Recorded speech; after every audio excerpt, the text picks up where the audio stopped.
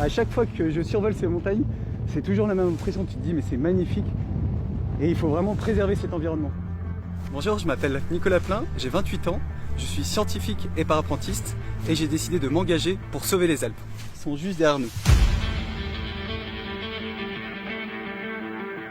Sauver les Alpes, c'est un sacré défi que s'est lancé Nicolas, alors que le changement climatique et la pollution affectent les massifs. Aujourd'hui, nous sommes au-dessus de chez lui, à Saint-Hilaire-du-Touvet, c'est là dans la vallée, c'est à côté de Grenoble, et on va aller constater en vol que contrairement à une idée reçue, l'air de la montagne n'est pas aussi pur qu'on le pense.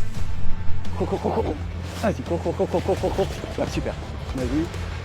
Et maintenant on est en vol. Tu peux passer ton bras juste derrière, regarde. Tu seras plus à l'aise. Tu la tiens si tu veux, regarde, tu peux passer ton bras juste ici. Ouais, c'est magnifique là. On a décollé avec des drôles de petits boîtiers. Qu'est-ce que c'est et à quoi ça sert? C'est un petit capteur de pollution de l'air qui va me permettre de mesurer les particules les plus nocives pour la santé en suspension dans l'air. Il y a des jours où la qualité de l'air va être très bonne dans ces vallées alpines et il y a des jours comme en hiver où il y a des couches d'inversion qui gardent la pollution dans une très fine couche et ça c'est très mauvais pour la santé humaine. Ces données, elles existent déjà, il y a des ballons sondes qui existent, alors qu'est-ce qu'il y a de novateur? En parapente, on peut se déplacer dans les différentes couches de l'atmosphère, en verticale, mais aussi on se déplace horizontalement.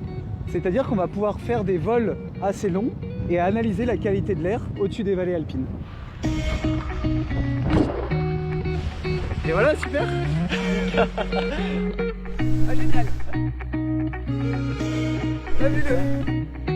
Et alors l'idée c'est que ce genre de petit boîtier, ce genre d'application, n'importe qui pourrait l'utiliser. C'est ça en fait, ces petits boîtiers, toi, moi, d'autres personnes peuvent les acheter sur internet et ensuite les utiliser dans leur vie quotidienne pour savoir en temps réel à quel niveau de pollution atmosphérique ils sont soumis. Ce qu'on veut faire avec toute notre série de documentaires, Il faut sauver les Alpes, c'est de montrer que non seulement il y a des problèmes, mais qu'il y a vraiment des solutions, avoir une approche très positive, montrer les femmes et les hommes qui se battent au quotidien pour trouver des solutions qui sont concrètes, locales et réplicables pour lutter contre la pollution, lutter contre les effets du dérèglement climatique et préserver l'environnement. Et justement là Marie, on va aller voir un éleveur qui favorise le circuit court et qui justement permet de réduire cette pollution atmosphérique. Bonjour Marie. Bonjour. Une vache comme celle-là, elle fait à peine 100 km pour être d'ici jusqu'à l'abattoir et ensuite se retrouver dans l'assiette des consommateurs. Toute notre chaîne globale, ça vient de tout de chez nous. On produit notre foin, on produit nos céréales. Ouais, c'est ça, dans la région.